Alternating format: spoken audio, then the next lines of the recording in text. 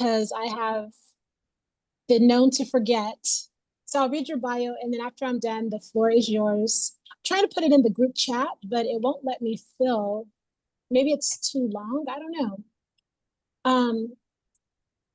The Living History Foundation is a community-oriented organization based in Austin, Texas. Our mission is to teach emerging young interpreters how to research and interpret the stories of people of color, women, persons with disabilities, and other marginalized groups. In doing so, three of our ancestors shared many of the same dreams and aspirations we all do today. Our programs include TEKS, Texas Essential Knowledge and Skills Standards, required learning for Texas students grade kindergarten to 12. And to make what we do even more impactful, we try to incorporate STEM, science, technology, engineering, and math topics in our programs. Our programs are interactive, open-ended, and include activities, stories, and a visual display. We can set up outdoors or indoors or out, and we don't need a PA system or electricity. Simply stated, we are storytellers, and to help all our stories, we wear the clothing and bring display items from the era we portray. We believe there is nothing more important than to approach history as close to real life as possible. One day, our children will inherit the world our ancestors had envisioned. Until then, let's give them the tools they will need to help make this a better world for all. And this is written by the founder of the Living History Foundation, Alan Mack. Well, hello, everyone. How are you doing? And thank you for attending tonight. And thank you, Wendy, for inviting me to come speak tonight. I also want to wish everybody a happy, I don't know how to say this because I'm not talking about them tonight, but this is Buffalo Soldiers Heritage Month. So I want to wish you guys a happy Buffalo Soldiers Heritage Month, even though we're not going to be talking about Buffalo Soldiers today. And the reason why I bring this up is that for the most part, when I'm traveling throughout the state of Texas, either with the Living History Foundation or with my current occupation, Texas Parks and Wildlife, we talk about Buffalo Soldiers. I thought today would be fitting to talk about the Civil War. I'm just coming off of Juneteenth, where I've done a couple of talks about the Civil War. And part of what I'm trying to do with this is educate people to the fact that there were African-American soldiers in Texas as early as 1863. A lot of people don't realize that. And tonight we're going to weave a tangled web. We're going to talk about several different things, and there's several characters that are in this that you might want to dig into and look up. One is General Banks. Another one is General Halleck, Abraham Lincoln. You have the Corps d'Afrique from out of Louisiana is something that you might want to research. So we're going to go ahead and get started. First of all, I'm going to start talking about one of the regiments that I talk about when I do these Civil War talks. And this was the 1st Corps d'Afrique Engineers. Yes, this was an African-American engineer regiment. And believe it or not, when I first started doing these talks years ago, I used to get a lot of people try to argue me down, telling me there was no such thing as an African-American engineer in the military. They always try to say that these were pioneers. And if you're not familiar with what a pioneer is in the military, a pioneer was a person that did heavy labor in the military. Engineer was just that. They were the ones that had the brains and, they were the ones building bridges, fortifications, and so on and so forth. And one of the things I used to ask those people after they would give me the rundown that there was no such thing as an African-American engineer regiment in the Civil War, I would tell them, well, this is where you don't know your history. I would ask them, why do you say this? And they say, well, to be an engineer, you have to be skilled labor. And I would then reiterate, this is where you don't know your history. Not all slaves picked cotton. Not all slaves picked rice. You had a lot of slaves that were skilled labor. They were brick masons. They were carpenters. They were roofers. They were painters. They were surveyors. They were blacksmiths. They were welders. The list goes on and on. There was so much skilled labor in Louisiana where these regiments were formed. They put together 5 regiments. And if each of these regiments were at full strength, it would have been well over 5,000 men. That's how much skilled labor there was. And I'm sure they probably could have put together a lot more regiments if they wanted. So we're talking about this regiment. And the reason why this regiment appealed to me when I started first researching them was, one, it was an African American regiment. Two, just like all of us, we have a lineage that we fall back on. And when I did research on this regiment and I found out about the lineage or where they came from, whose shoulders they were standing on, they came from a regiment that was called the Louisiana Native Guard. And to go back, the Corps d'Afrique was actually formed in Louisiana. Now, the Louisiana Native Guard was actually formed in 1861. The governor of Louisiana, he was having a problem. He didn't think he had enough men in the militia to defend Louisiana if the Yankees invaded. So he did a call. He did a call for freed men to join the militia. And there was this group of freed men that answered that call. These freed men were the sons and daughters of the slave owners. Now, what you have to understand about these folks is that they had almost as much rights as their white owners did, or their white parents did, just a little bit less. These folks went to school in Europe. They spoke languages. They owned businesses. They owned plantations. They owned property, and a lot of them owned slaves. Now, the freedmen of color, they answered this call. Now, a lot of people ask me why these men answered a call. Now, I can only speculate because I haven't been able to figure out what was the motivation of them answering the call. But the only thing I do know about the freedmen of color is they had a lineage as well. These were the freed, or the sons and daughters of the Spanish that lived here, and they had an abundance of rights. They were just on the par of the Spanish. When the French took over, they lost some of those rights. When the British moved in, when the United States moved in, they lost even more of those rights. My opinion was, in 1861, the Confederacy was actually winning the war. And it looked like they were going to win this thing. And if they didn't volunteer, if they didn't step up, maybe they would have lost even more of those freedoms that they had. Now, you also have to understand about the freedmen of color. I mentioned that they had a lineage. The freedmen of color, this wasn't their first time they stepped up and answered the call to serve. They answered the call to serve in the the War of 1812 in New Orleans with Andrew Jackson defending New Orleans against the British. Once again, they answered the call when Zach Scott was marching down through Texas into Mexico. They fought along with Zachary Taylor, in Mexico. So these men had a lineage. And the reason why I bring this up is that I travel all over the state of Texas, and I run across a lot of people when I do these travels. One of the peoples that I run with are Confederate groups. They do basically the same thing we do. They dress in uniforms and they try to talk the history of the Confederacy. One of the things they always try to do is try to convince me that there were thousands of Blacks that served in the Confederate Army. Well, I listen to them, and one of the things that I ask them, or I bring up after they're done talking, is that, well, the Confederacy or the Confederate Army, it was basically an offshoot of the U.S. Army, right? I mean, they broke off from the U.S. Army, right? I mean, they did basically everything the U.S. Army did. They drilled like the U.S. Army did. I mean, if you look at the Casey and you look at the Hardy book of manual drills, they were almost identical. If you look at how they did their fighting in the war, they were almost identical.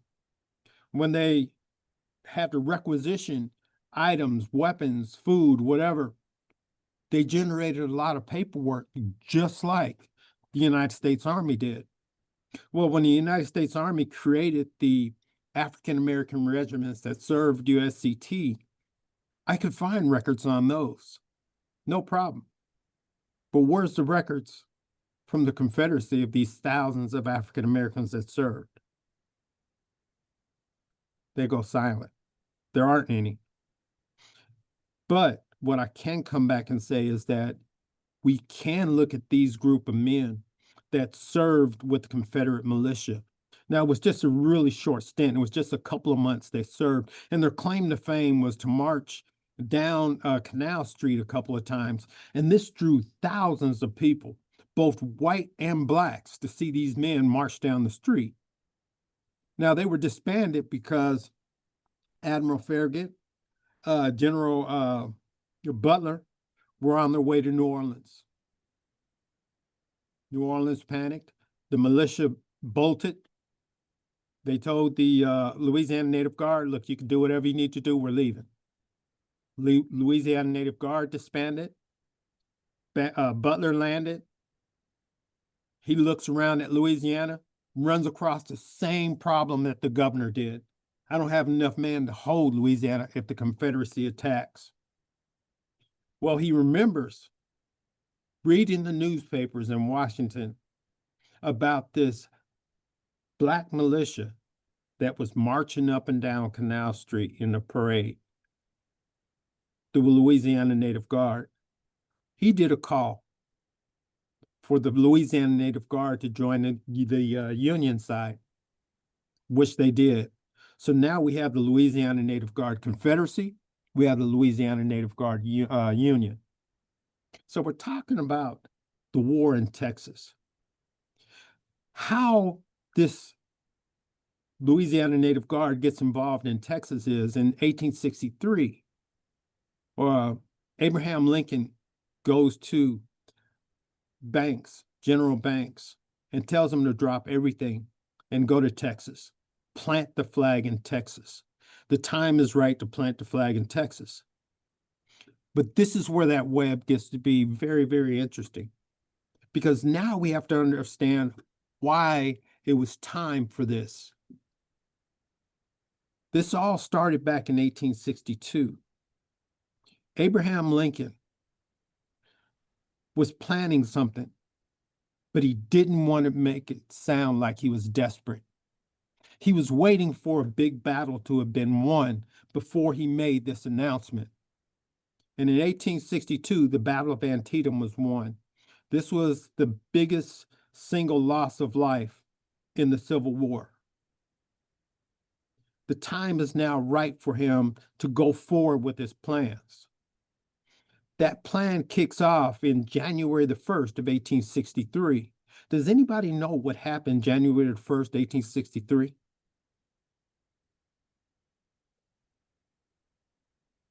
It was the Emancipation Proclamation. The Emancipation Proclamation is what Abraham Lincoln was waiting for.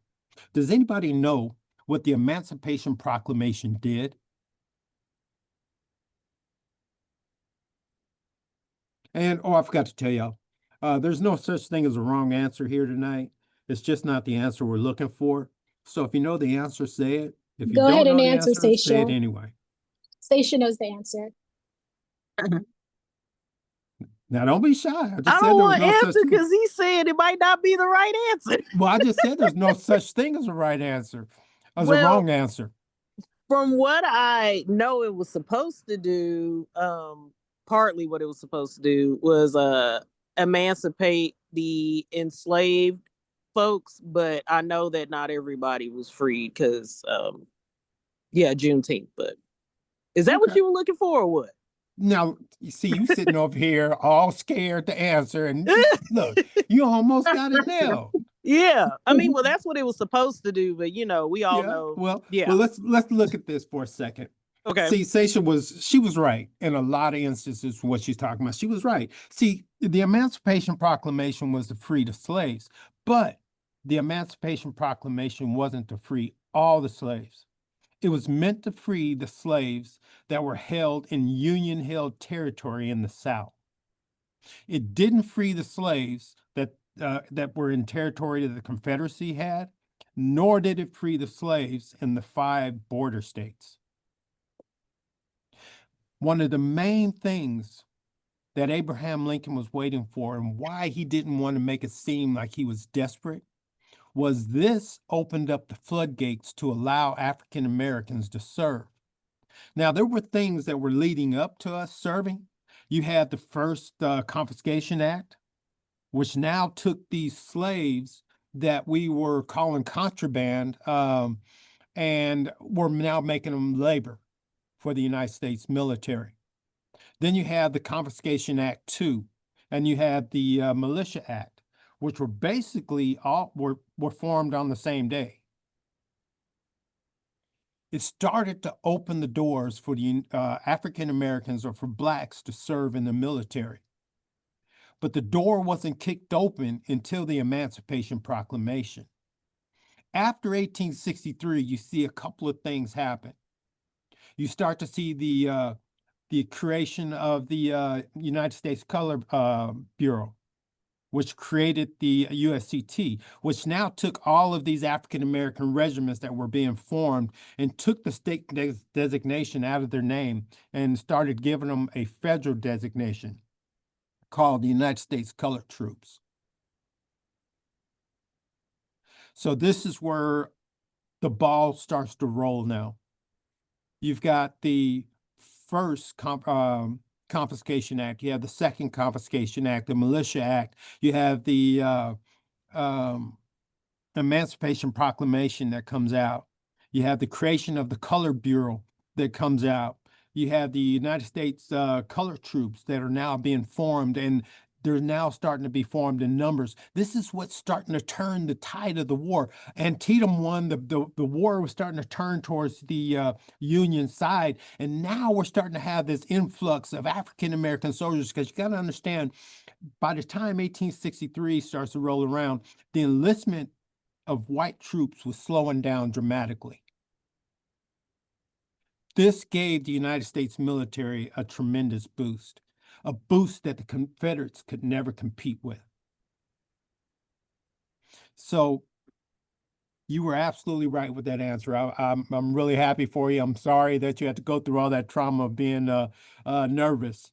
Now, in 1863, you now have General Banks starting to come to Texas. And this actually started in 1862.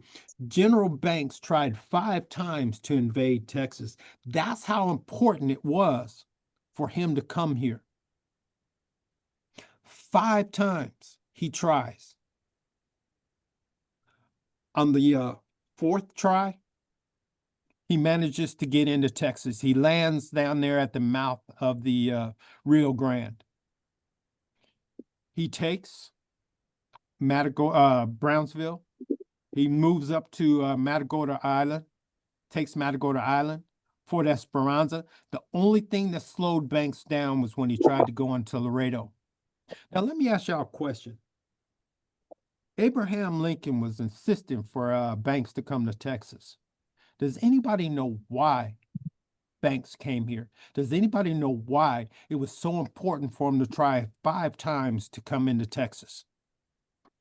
Now remember, there's no such thing as a wrong answer. It's just not the one we're looking for right now. Anybody? Well, a lot of people think that General Banks came here, or the main reason why he came here was to deal with the Confederate Army that was here, which he was. But that wasn't the main reason that he was here.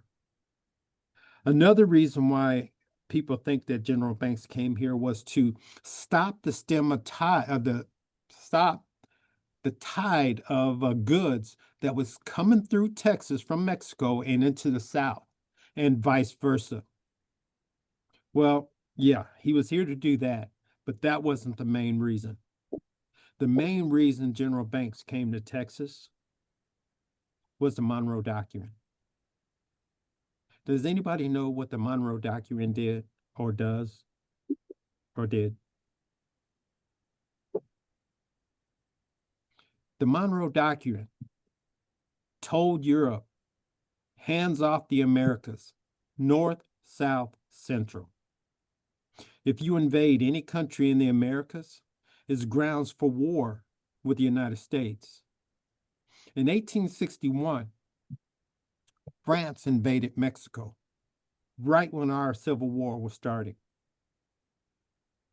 We could do nothing about it. We had our hands full. 1861, 1862, the war wasn't looking good for the Union. Now it's 1863. The tide is turning. Antietam was won. The Emancipation Proclamation was signed into law. The door was kicked open to allow African American troops to join the Union Army in numbers. It's now time to plant the flag and let Maximilian in Mexico know that when we're done with the Confederacy, we're now going to turn our sights on Mexico. Now, when we look at General Banks and General Butler, they were unique. Remember I told you General Butler, when he got here, he looked around and he didn't have enough troops to hold Louisiana. Well, he put together the first Louisiana Native Guard. He still didn't have enough troops to hold Louisiana, so he put together 2 more regiments of the Louisiana Native Guard. When General Butler was sacked, or when he was fired, General Banks was appointed to go into Louisiana and take over Louisiana. He looked around. He didn't have enough troops under his command.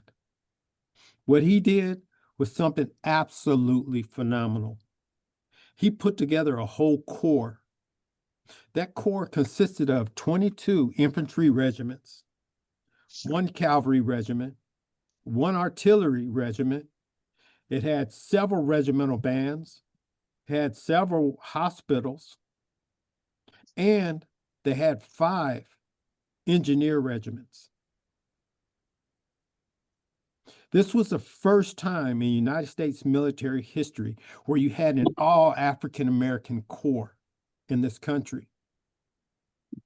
When General Banks came to Texas, he ended up bringing 3 African American units with him. One was the 1st Corps d'Afrique Engineers. The second one was the 16th USCT. And the third one was a company of pioneers that came here. The first USCT engineers helped in the battle of helped to take Brownsville, helped to take Matagorda Island, helped to take Fort Esperanza.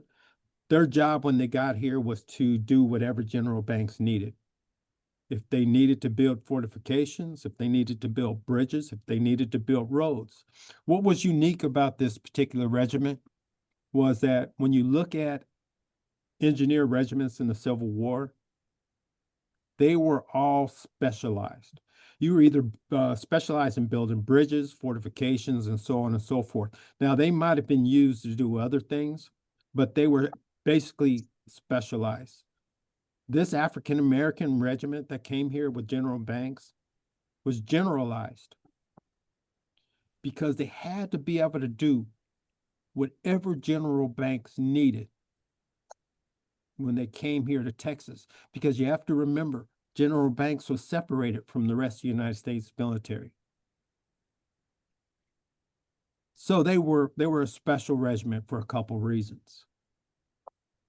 Now, when General Banks left in 1864, everybody thinks that he had took all of his troops with him to go do the Red River campaign. That was the 5th and final try in trying to get it here to Texas. And the only reason why he left to go do the Red River campaign was, remember I mentioned the name General Halleck? That was his boss. General Halleck was a professional soldier, where General Banks, he was a political soldier. He was appointed. He was a politician before he went into the military. And to be truthful, he might have been a little bit intimidated by Halleck See, Halleck had put when Banks had told him to drop everything, he told him and Halleck they wanted them to plant the flag in Texas, and he didn't care how they did it. Halleck always wanted Banks to do the Red River campaign, but Banks did his own thing the first 4 tries. The 4th try, when he went into the Rio Grande, I believe if he would have gotten the stuff he needed, I think he could have been a lot more successful. But General Banks was frustrated with, or Halleck was frustrated with him, withheld his supplies, withheld reinforcements, and it pretty much forced Banks to give in and move and do the Red River campaign, which he failed miserably up there at the Red River campaign. But the one thing he did do was he left a small group of men here in Texas. They were left off of Brazos Santiago. Now, Brazos Santiago was an old outpost that was built when Zach Taylor came here during the Mexican-American War. He had left the 3 African-American units that I told you about, as well as a few others. They were here from 1864 all the way to the end of the war. Most people think that Banks took all his troops here. No, he didn't. He left them here. These soldiers that he left here, they didn't do anything. They didn't fight the Confederacy. They didn't stop the tide of goods that was coming into the South from Mexico. But what they were here was that flag planted in the ground to let Maximilian know that when this war was over, we were going to turn our attention to him. Now, I think it's ironic because when I talk about this or when I do this talk, I used to get into arguments with the curator of one of the local museums here. He wrote a book on the Battle of Palmetto. And I don't know if you guys are familiar with the Battle of Palmetto. The Battle of Palmetto was the last land battle of the Civil War. It was actually fought May 12th and 13th. You got to remember, Lee surrendered April 9th. You still had, Johnston had surrendered not long after that, which had an army bigger than Lee's. And this battle was still fought here in Texas, down by Brownsville. The biggest part of the United States group that was down there was the 62nd USCT. That's right, they were African Americans. African American soldiers fought in the last land battle of the Civil War. Now, I have to tell you this, that battle was lost to the Confederacy. And these men, it wasn't their fault that they lost. It was an ineptness of the command. These men could have been bitter. These men could have been upset because they lost not the second to the last battle of the war, but the last battle of the Civil War. Now, I'm on a tangent here. And the reason why I bring this tangent up is because we're talking about Texas. We're talking about the war in Texas. The 62nd, it had a lineage. They were born, or that regiment was born in Missouri as the 1st Missouri colored. Them and their sister regiment, the 2nd Missouri, which would have later been the 65th USCT. Well, the 62nd formed in Missouri, eventually moved down to Louisiana. They were down there for a long period of time doing nothing. But one of the first general orders that this regiment had when this regiment was formed, or what their commander Barrett had commanded their men to do, was to learn to read and write. He commanded the NCOs to learn to read and write. And the stipulation was, for those that didn't learn to read and write, you will be reduced in rank and be replaced by someone of lesser rank that did learn to read and write. When it was all said and done, he ended up sacking 5 of his sergeants. This command became so popular that not only were sergeants and NCOs learning how to read and write, but the privates wanted to get involved with this as well. This thing became so popular that Barrett had ended up buying gold pens, and at the end of every month, whoever was the improved the most would have been given a gold pen. Now we go to the Battle of Palmetto, and these men lost this battle. They could have been disheartened, they could have been bitter. But these men went back home to Missouri after the war. They had managed to put together from this regiment $5,000, which was a huge sum of money. Their sister regiment, the 65th, put together another $1,500. These men went back home to Missouri and they built a school. This school was built to teach the blacks in their community. And now this school wasn't just, it was to teach them more technical skills. The school is still here today. And that's the University of, oh man, I forgot the name already.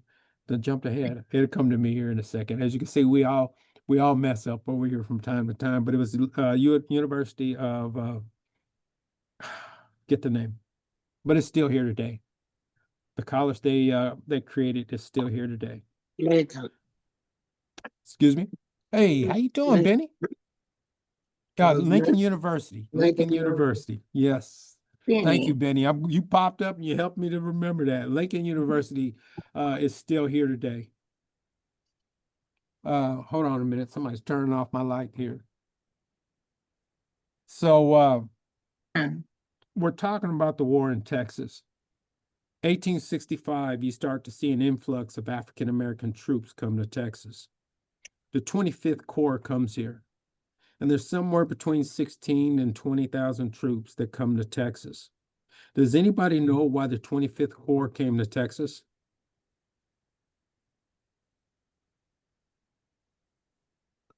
Once again, they came here to uphold the Monroe Doctrine. Their goal was to move along the southern border, rebuild those forts that were there that had been abandoned or destroyed during the war. They also moved to the western frontier to rebuild those forts and try to get some of those forts operational as well. And they also were here to quell the last of the Confederate units that were still here. A lot of people don't realize that Texas, the Confederates in Texas were the last to surrender. A lot of people don't know who the commander of that Texas force was, that the last one to surrender. His name was Chief Stan Waddy. He was Waddy. Confederate. He was Stan Waddy. He was Cherokee. Yeah, and he was the commander of the last Confederate Union here in Texas. He was the last to surrender. So you're absolutely right about Chief Stan Waddy. He was Native American.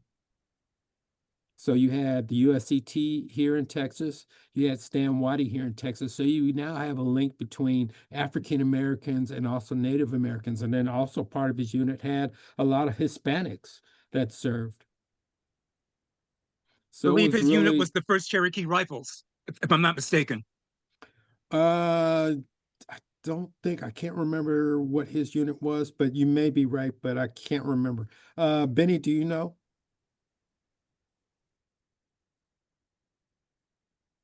Benny? Lonnie, you may be right. I'm gonna have to get back with you on that one, man. And so I'll get your information from Wendy, and I'll get back with you, if not tomorrow, the following day, and we can talk a little bit about that. Is that okay? Lonnie, is that okay? Okay. Well, we're talking about the war. We're talking about the end of the war. You have the 25th Corps comes to Texas. This is where Buffalo Soldiers Heritage Month comes into being. July 28th, 1866, Congress passed the Military Reconstruction Act, which now created created 6 African-American regiments, 2 cavalry, 4 infantry. It did several other things that needs to be talked about that were really instrumental. This was actually the groundwork of the modern military that we have today. If you look at a lot of those things that were in there, there were other acts that came later that strengthened it and made it better. But this was actually the foundation of our modern military that we have today. When you look at that Reconstruction Act of 1866, the Buffalo Soldiers were formed in July 28, 1866. You have what? 1867, you have the 9th Cavalry come to Texas. One of the things that I kind of have a problem with when we talk about the Buffalo Soldiers is that when we talk about them, they make it sound like there were never any African American soldiers that were here before the Buffalo Soldiers got here. And there were somewhere between 16 to 20,000 African American soldiers here before the Buffalo Soldiers got here, before the 9th Cavalry got here.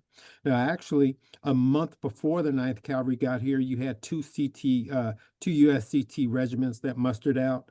And a month after the 9th Cavalry got here, you had the 117th USCT that mustered out after the 9th Cavalry got here.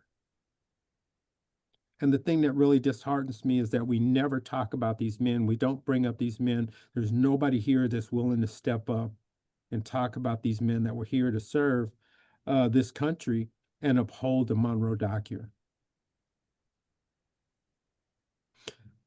I'm getting close to the end. Does anybody have any questions about anything that I've talked about so far tonight? Mr. Mack, I just want to thank you personally because you're filling in some gaps for me. I'm much more familiar with what our ancestors did in Indian Territory during that time, but you're opening my eyes that was happening much further south of Indian Territory at the time. And I definitely appreciate you giving us this information this evening. Oh man, this was a crazy time. I read a lot of the dissertations that people have written about this, and I've been able to get some of the records on this, and it was absolutely crazy because those soldiers that were left there at Brazos Santiago, it had to have been absolutely excruciating and boring. There's absolutely nothing there, and Brazos Santiago was just on this side of the Rio Grande. On the other side of the Rio Grande, there was a small town called Baghdad, Mexico. It had a real shallow harbor there. It was too shallow for the big sailing ships to come in. So the big sailing ships used to sit out about a couple of miles outside of the harbor, and they would send smaller boats out there to load and unload those bigger ships. The crazy thing about it was there would be miles and miles of these ships lined up. When one ship would be unloaded and loaded, it would move out the way, another one would move up, and they would do this. Now, these men on the island would sit there with their binoculars or with their naked eyes, and they could see these ships out there being unloaded and loaded. The goods would come in. We had lost Brownsville at that time, so they would go back in through Brownsville, into Texas, and then into the South. And these men could do nothing about it. They used to have paddle boats that would go up the Rio Grande that was flagged with the Mexican flag. They absolutely knew that these were Confederate-owned paddle boats, and there was nothing we could do about it since they were Mexican flag ships, and that they were on the Rio Grande, which was the border. Now, those ships that were out there just outside of Baghdad, they were actually U.S. ships that were trading goods with the Confederacy. See, the crazy thing about it was Abraham Lincoln knew about it, and Abraham Lincoln actually condoned it. His thought process was better to trade arms with no powder or bullets than to lose our ability to trade with Europe, because a lot of people forget that the North was really based or had a lot of textile based industry there. That was the biggest industry they had up north, and without cotton, that industry was floundering big time. So Abraham Lincoln allowed these U.S. ships to go down there to Baghdad, Mexico, and trade with the Confederacy, sail back up to New York, Boston, and all these other places, and go about business as usual. It was a really, really crazy time. And this is one of the reasons why I'm really interested in that time, because nobody talks about this. No, everybody wants to talk about the battles. Everybody wants to talk about the wars. I want to talk about the things that were going on that just makes you kind of shake your head, and wonder. Anybody else have any questions? Yeah, Alan. I want to know, do you have any idea how they taught themselves how to read and write? Were they using some kind of, school book that everybody else was using, or, what was the methodology that they used to learn how to read and write? They were just like the Buffalo Soldiers, because that was one of the things that the Military Reconstruction Act of 1866 did, was made a stipulation to train the Buffalo Soldiers, or school the Buffalo Soldiers as well. And just like the men from the USCT, I mean, this is a war. You got men all over the South fighting. They don't have textbooks, but one of the things they did have was chaplains that were following these regiments around. So the books of choice to learn from was Bibles and hymn books.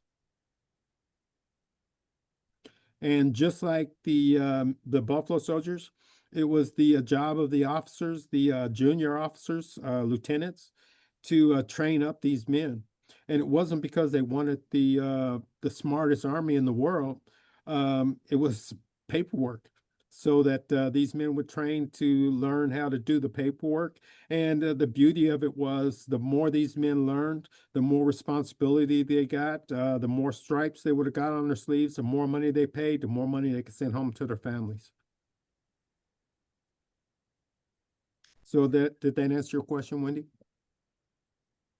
All right. Yes, it did. Thank you. You're very welcome. Anybody else have any questions that I might be able to answer? We've got till 7 and we still got a little bit of time.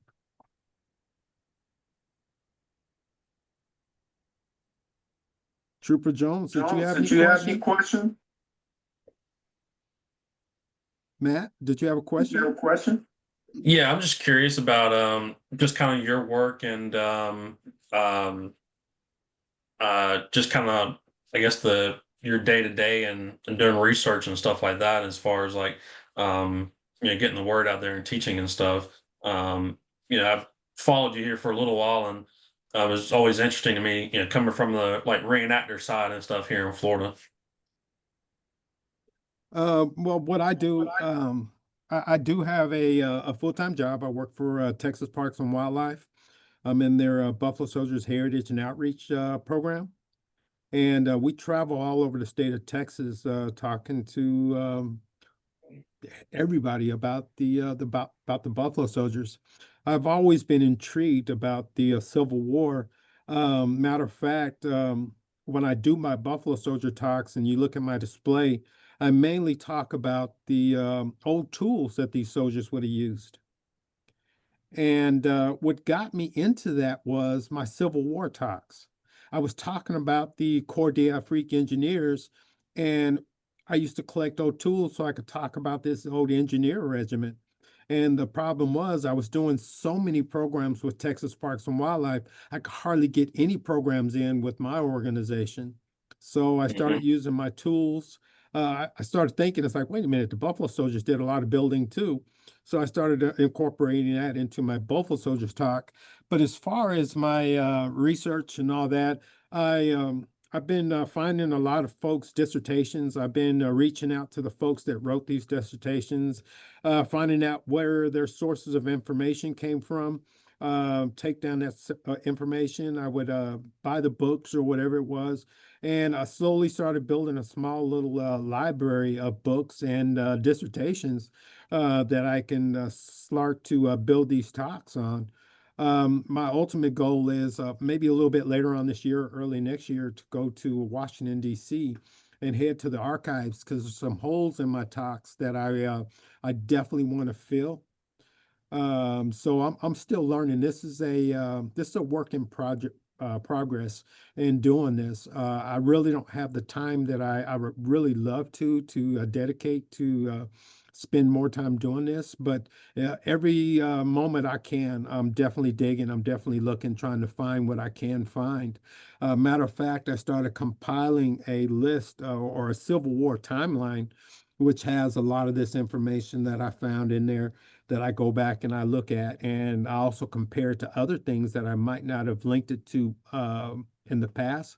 So I'm constantly evolving. I'm constantly putting this together.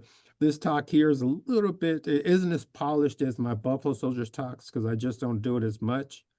But maybe one of these days I will. Did that answer your question, Matt? Yeah, yeah, for sure. And I mean, I think I'll have to echo what Mr. Lonnie said earlier. Just just show my appreciation for what you've been doing and stuff. Because, like I said, this is definitely another piece of the puzzle that a lot of people don't know about, and I mean, myself included and stuff. I mean, I got a whole list of stuff I need to go research now. Yeah, Because of this and stuff too. I do the talks here in Florida and always refer to, the Buffalo Soldiers and stuff, and just kind of like after the Civil War. So, it's interesting right, you mention all these other units and stuff that that I didn't even really know or anything about. So, yeah, I right. appreciate that. Well, I think one of the things too that got me involved with this is that when I really found out how important Texas was to the Union and to the Confederacy, it really started to make me dig a whole lot more. Why is it so important to both of these factions? We didn't have big battles here, so a lot of people neglect Texas when it comes to the Civil War. But a lot of people just don't realize how important Texas was to the North and to the South. And that's what really got me involved.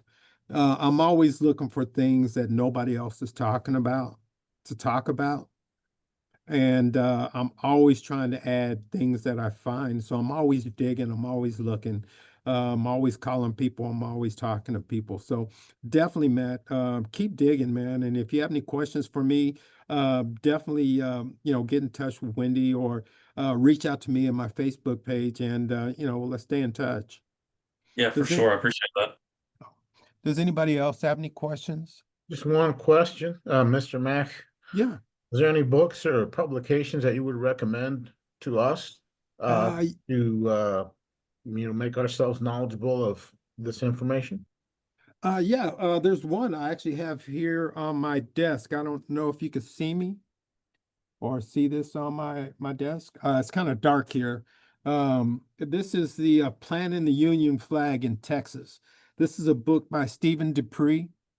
This book talks about all 5 campaigns of General Banks, and it also mentions the 2 of the 3 African American regiments that he brought here with him.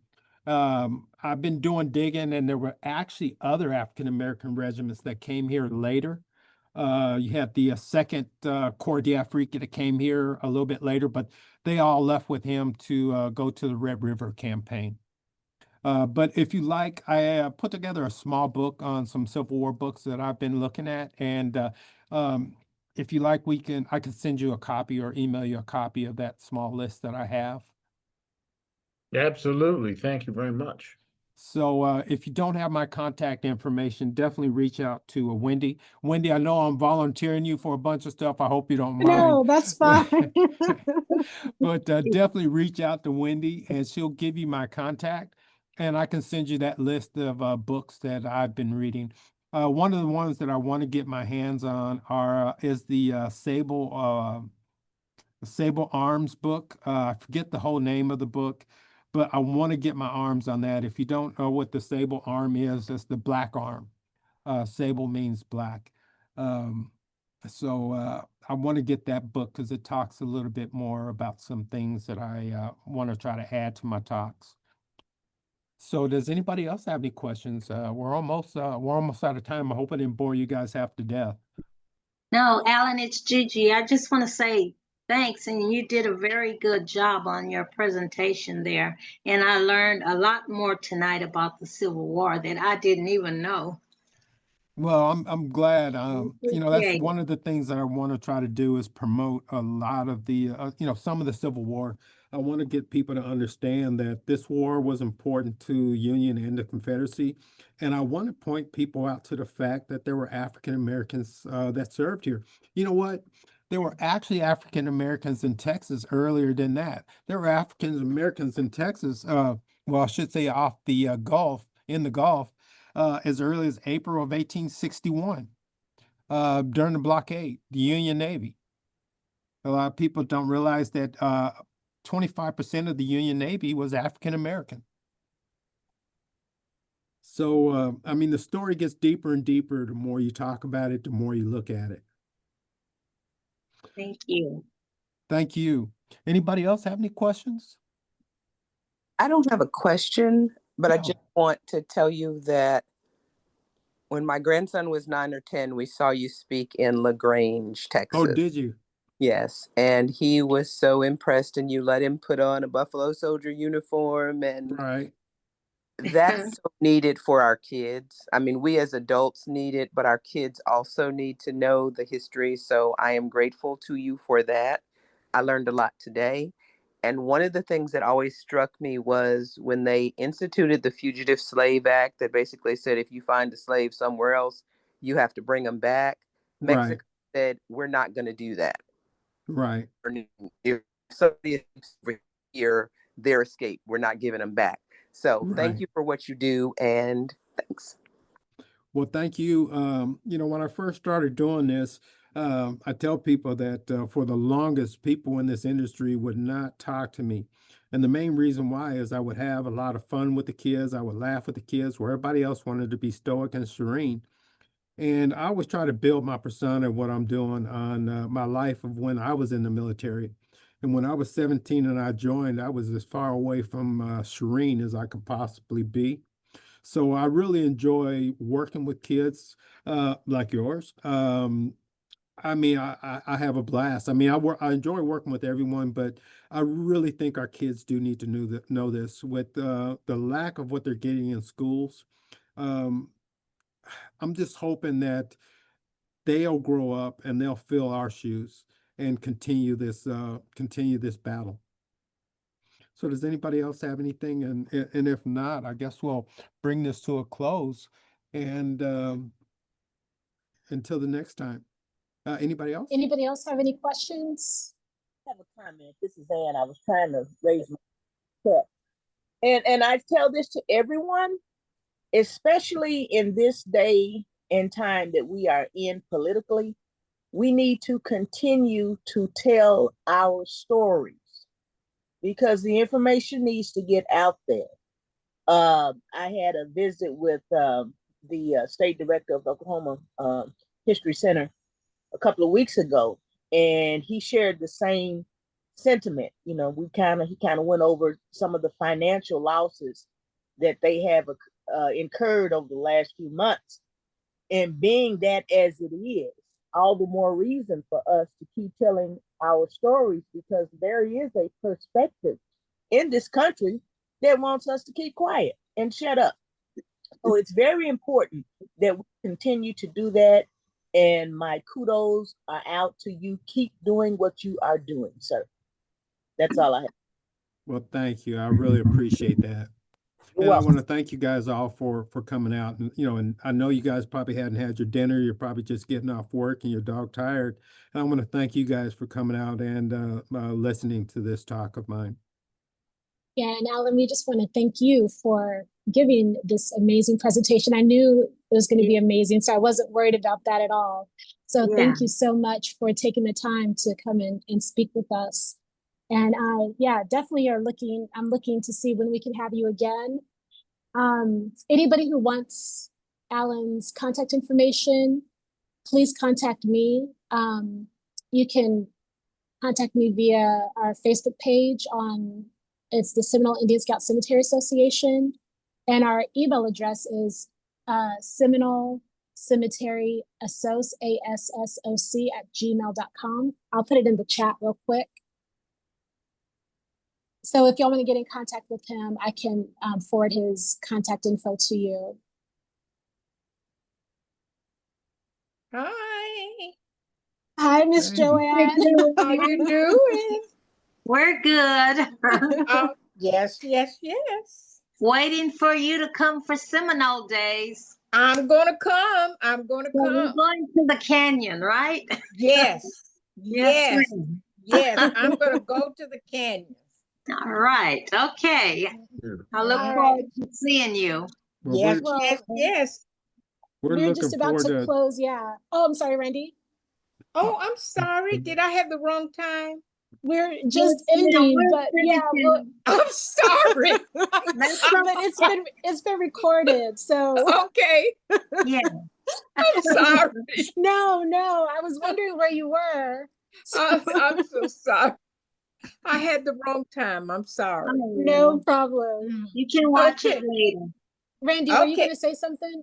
No, I think Mr. Mack was gonna say something actually. Oh, okay. Yeah, I was just gonna say, contact Wendy or Wendy, if you like, I'll leave my email Yeah, real if you can quick. leave your email, that would be great. Yeah. Okay, it's Amack, AMACK at OURHIST.org.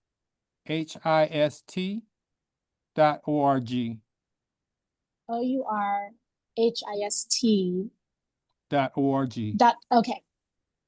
And my phone number 512. You're giving out your phone number too? Okay. Yeah. 512 578 6267. Just all the contacts. 512-578-6267. You're correct. Okay. And I'll let So- everybody take some time to, if you need to screenshot it or write that down.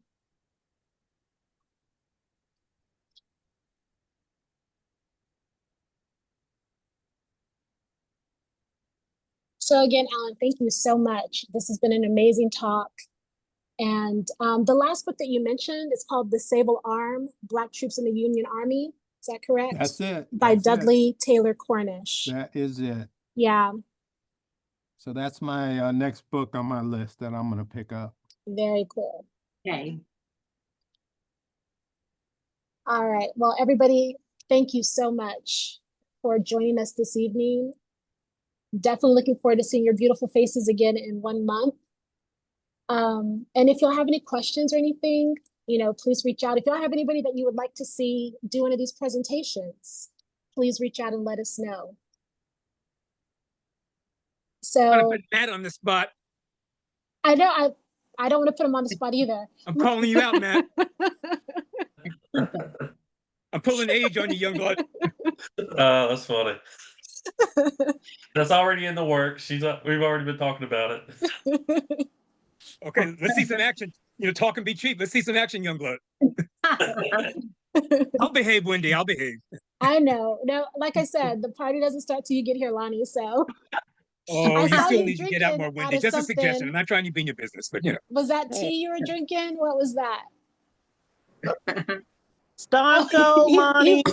He went on mute, so Hey, y'all, What it's was that? Seisha. I was just I was gonna troll Lonnie because he didn't respond to this comment that I made on his Facebook post. But anyway, I'm just messing with you. No, when did you do that? Seicha, when did you do it? 2 days ago. Oh, I've been crazy busy. Sorry about that. Just messing with you. I'm a lifetime member of the Technologically Challenged Hall of Fame. You know that. But anyway.